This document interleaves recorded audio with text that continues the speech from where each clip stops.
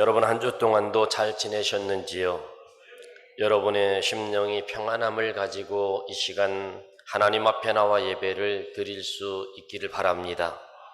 혹 무거운 일, 답답한 일, 힘든 일이 있다면 이 시간 우리 주님이 찾아오셔서 여러분의 무거운 짐을 받아주시고 여러분에게 평강 주시기를 원합니다. 사람이 살아가는 인생에서 가장 근본적인 질문은 무엇이라고 생각하시나요? 아마도 가장 중요한 질문은 우리가 어디서 왔는가, 어디로 가는가 라는 질문일 겁니다.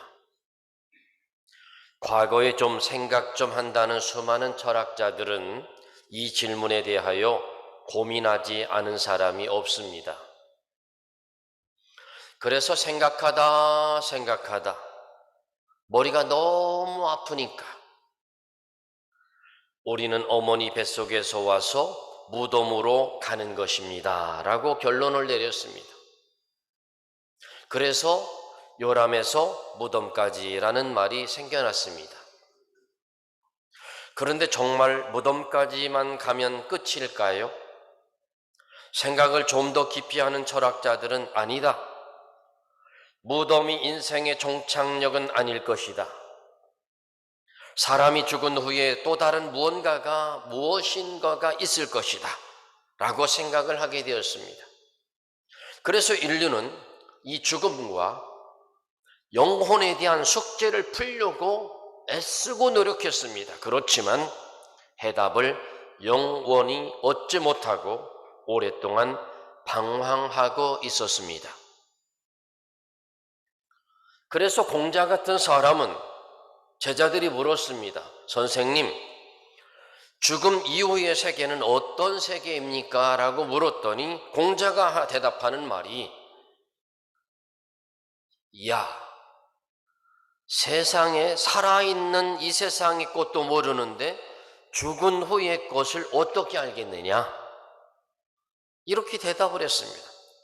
여러분 정말 솔직한 대답입니다. 아무리 공자라고 할지라도 죽음에 대해서 분명한 해답을 줄 수는 없었다는 겁니다. 불교는 어떻고요?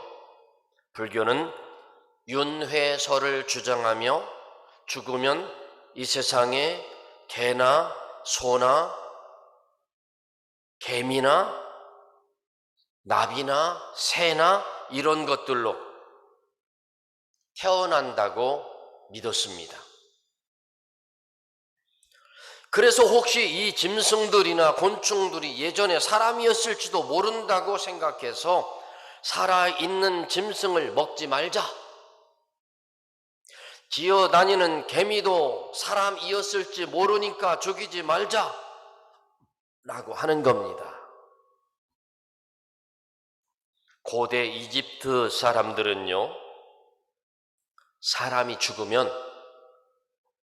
혼이 육체에서 빠져나가서 돌아다니다가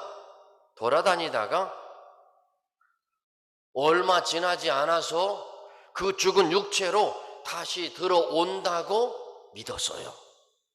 그래서 저 고대 이집트 쪽에서는 영혼이 언젠가는 다시 돌아온다고 믿었기 때문에 죽은 시체를 썩지 않게 미라를 만들어서 보관을 했던 겁니다. 그래서 지금도 수천 년 전의 미라가 발견되고 있습니다. 여러분 돌아왔던가요? 살아났던가요? 사람들은 이렇게 죽음이 끝이 아니고 희미하게나마 뭔가 있다라고 믿었다는 겁니다. 그래서 동물로 환생한다고 하고 영혼이 다시 돌아온다고 하고 막연하게 믿었다는 겁니다. 그래서 기독교를 제외한 세상의 어떤 종교라도 이 죽음에 관하여 확실하게 답변할 수 있는 종교가 없다는 겁니다. 왜냐하면 확실하게 죽음은 이런 것이다, 죽음 이후에는 이런 것이다 라고 말하는 사람이 없기 때문입니다.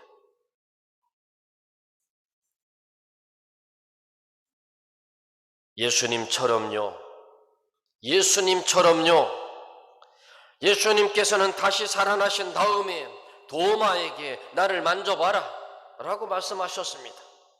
적어도 이 정도는 돼야 죽음 이후의 세상에 대해서 말할 수 있지 않겠습니까?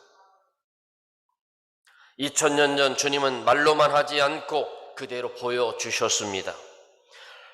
여러분, 자유주의 신학자들은요, 성경을 약화시킵니다. 그래서 예수님은 죽었다가 살아나신 분이 아니고 잠깐 기절했다가 깨어났다라고 말을 합니다.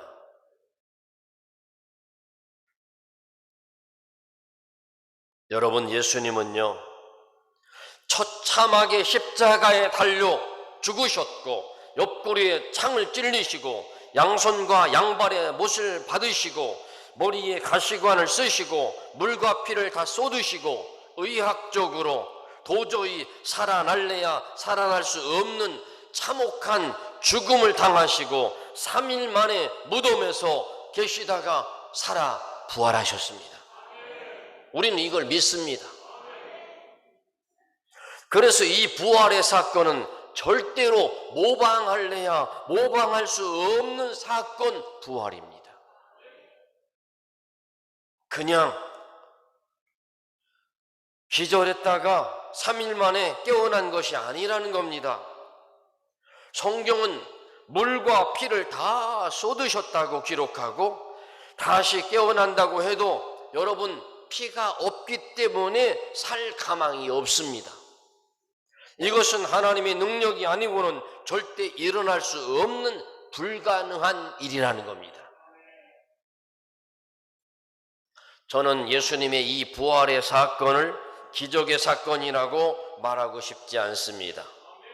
왜냐하면 기적이라는 것은 절대 일어날 수 없는 일이 일어난 것을 기적이라고 말하기는 하지만, 그런데 주님의 부활은 사실 하나님 편에서 보면 기적이 전혀 아니고 그냥 그렇게 다시 사시기로 마음 먹고 그대로 살아난 것이 바로 부활입니다. 그냥 사신 겁니다. 왜요? 하나님이 창조주이시기 때문이에요. 그러므로 오늘은 우리의 눈으로 보면 절대 모방할 수 없는 이 기적의 사건이 만약에 일어나지 않았다면, 우리가 믿는 이 부활의 사건, 예수님이 죽었다가 살아나지 않았다면 우리의 인생은 어떻게 되는지를 오늘 성경이 말씀하고 있습니다. 첫 번째로 여러분, 만약에 예수님의 부활이 없었다면 우리는 거짓말하는 사람들이 된다는 겁니다. 우리가. 왜요? 고린도전서 15장 14절로 15절의 말씀에 보면 그리스도께서 만일 다시 살아나지 못하셨으면 우리가 전파하는 것도 헛것이요 또 너희 믿음도 헛것이며 우리가 하나님의 거짓 증인으로 발견되리니, 우리가 하나님이 그리스도를 다시 살리셨다고 증언하였음이니라. 우리는 예수님이 살아났다고 계속 전하고 다니지 않습니까? 그런데 성경이 그렇게 말씀했는데 만약에 예수님이 부활하지 않았다면, 다시 살아나지 않았다면 우리는 거짓말장이라는 거예요. 너희가 예수를 믿으면 영원히 죽지 않고 영생한다고 말했지 않느냐? 너희가 믿는 예수도 다시 살지 못하고 죽었지 않느냐? 살아나지 못했다면 이 말을 듣는다는 겁니다. 여러분, 1500년대에 프랑스에 아주 유명한 영웅이 있었다고 합니다. 그는 전 세계에 예수를 믿는 사람들이 수억이 되는 것을 알고 심히 놀랐습니다. 그래서 자기도 예수님처럼 종교를 하나 만들어 보고 싶다고 생각했습니다. 그래서 그 마을에 아주 유명한 성직자를 찾아가서 질문을 합니다. 나도 예수처럼 종교를 하나 만들고 싶습니다. 그러나 역사상 가장 위대한 종교를 만들 수 있는 비결을 좀 가르쳐 주십시오.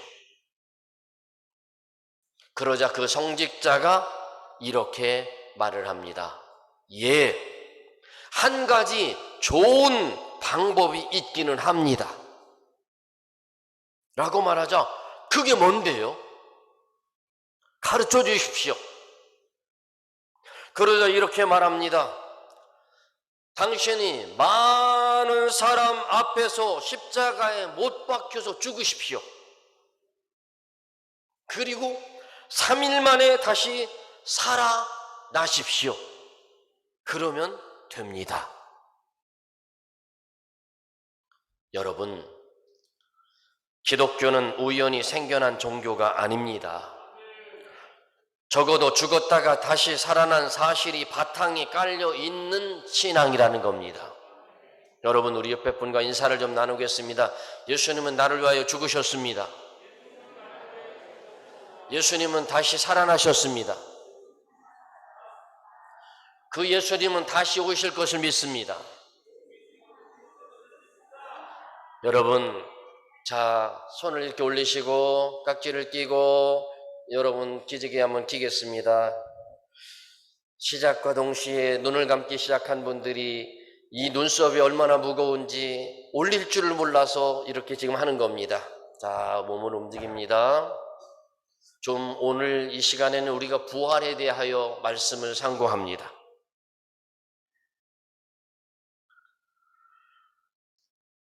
이 기독교를 그냥 생겨난 종교라고 생각하는 어리석음을 갖고 있는 사람들이 있습니다. 그래서 죽었다가 다시 살아난 사실이 없는 종교는 오늘 말씀처럼 다 거짓말하고 있는 것입니다. 만약에 예수님께서 다시 살지 못하셨다면 우리도 거짓말을 하고 있는 것이고, 그러므로 주께서 부활하신 사건이 얼마나 우리에게 위대한 말씀이 되는지 모릅니다. 교회 다니는 사람들을 비방하고 조롱하는 사람들을 안티크리스찬이라고 그럽니다. 그들이 주장하는 것은 그겁니다. 예수는 다시 살아나지 않았다라고 주장합니다. 그래서 우리를 다 거짓말하는 사람들이라고 만듭니다. 그런데요, 성경은 예수님께서 다 살아나셨다고 수십 군데 기록하고 있습니다. 그뿐이 아니라 예수님과 동시대에 살았던 많은 역사학자들도 예수는 부활하셨다고 기록합니다.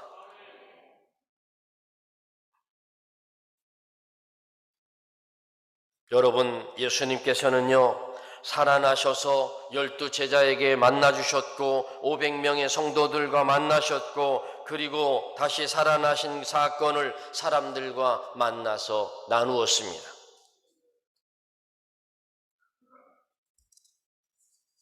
예수님의 부활은 사실이거든요.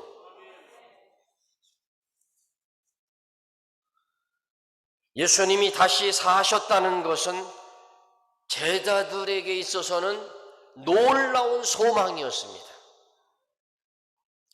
지금 우리의 소망도 바로 예수님의 부활입니다. 이 소망이 아니면 우리는 둘 중에 하나입니다.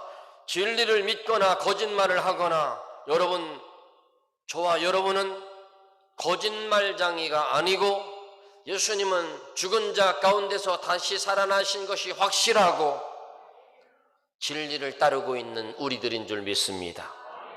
두 번째로, 예수님이 부활이 없었다면 우리는 여전히 죄 가운데 있다는 겁니다. 예수님의 부활이 없었다면 우리는 여전히 죄 가운데 있고 우리는 여전히 지옥으로 갈 수밖에 없습니다. 예수님의 부활이 없었으면 너희들이 아무리 믿음 생활하고 기도 생활하고 거룩하게 살았다 할지라도 결국은 지옥으로 밖에 갈 수 없는 인생이라는 겁니다. 그러나 17절의 말씀에 보면 그리스도께서 함께 읽겠습니다. 시작. 그리스도께서 다시 사신 것이 없으면 너희의 믿음도 헛되고 너희가 여전히 죄 가운데 있을 것이요. 아멘. 맞습니다. 우리 모두는 모방할 수 없는 사건 부활을 믿습니다. 예수님이 부활하지 않았다면 우리는 여전히 죄 가운데 있고 영원히 지옥으로 달려가야 될 사람들입니다. 여러분, 19절의 말씀에 이런 말씀이 있습니다. 한번 같이 읽어보겠습니다. 우리를 불쌍한 사람이래요. 읽습니다. 시작. 만일 그리스도 안에서 우리의 바라는 것이 다만 이생뿐이면 모든 사람 가운데 우리가 더욱 불쌍한 자라. 이게 무슨 말이에요? 예수 믿는다고 하면서 하고 싶은 것도 제대로 하지 못하고 살잖아요. 가고 싶은데 맘대로 가기를 하나, 맘대로 먹기를 하나, 맘대로 살기를 하나, 그렇잖아요. 하나님이 말씀대로 산다고 하니 여간 불편한 것이 아니지 않습니까? 맞죠? 그렇지만 우리는 무엇을 믿습니까? 예수님이 십자가에서 죽으시고 죽었다가 다시 부활한 사실을 우리는 믿지 않습니까? 그것이 우리에게 소망이라는 겁니다. 부활 신앙이 아니라면 우리는 가장 불쌍한 사람, 불행한 사람이라는 겁니다. 여러분, 그리스도인들의 힘은 어디서 나오는 줄 아십니까? 우리 연약해 보이고 우리가 부족해 보이는 것 같지만 우리에게서 나오는 힘이 어떤 것인 줄 아십니까? 바로 부활신앙입니다. 부활신앙입니다. 예수님께서 죽음에서 다시 살아나셨습니다. 예수님께서 부활의 첫 열매이십니다. 우리도 예수님 따라서 부활할 것입니다. 부활신앙이 무엇인가요? 죽어도 다시 사는 신앙을 말합니다. 예수님께서 마르다가 예수님께 이렇게 물었습니다. 예수님께 질문할 때 예수님께서 대답하시기를 이렇게 대답하십니다. 나는 부활이요 생명이다. 나를 믿으면 죽어도 다시 살 것이다. 네가 이것을 믿느냐? 마르다가 뭐라고 대답한 줄 아십니까? 주여, 그러하온 줄 믿습니다. 주는 그리스도시요 세상에 오시는 하나님의 아들인 줄 내가 믿나이다. 오늘도 마르다처럼 부활의 신앙으로 이 마지막 시대를 이겨 승리하시길 바랍니다. 세상 사람들이 볼 때는 우리들이 불쌍한 사람처럼 보일지 모르지만 그러나 우리가 모두 마지막 결승점에 다다랐을 때 가장 행복한 사면교회 성도들이 되시기를 주의 이름으로 축원합니다. 기도합니다. 하나님, 우리는 예수님이 십자가에서 죽으신 사실을 믿습니다. 우리는 예수님께서 무덤에 계시다가 3일 만에 다시 살아나신 부활을 믿습니다. 그 부활이 없다면 우리는 거짓말장일 수밖에 없고 그 부활이 없다면 우리는 가장 불쌍한 죄 가운데 있을 수밖에 없습니다. 그러나 우리는 믿습니다. 예수님께서 죽음 가운데서 다시 부활하신 사실을 믿습니다. 예수님의 이름으로 기도하옵나이다. 아멘.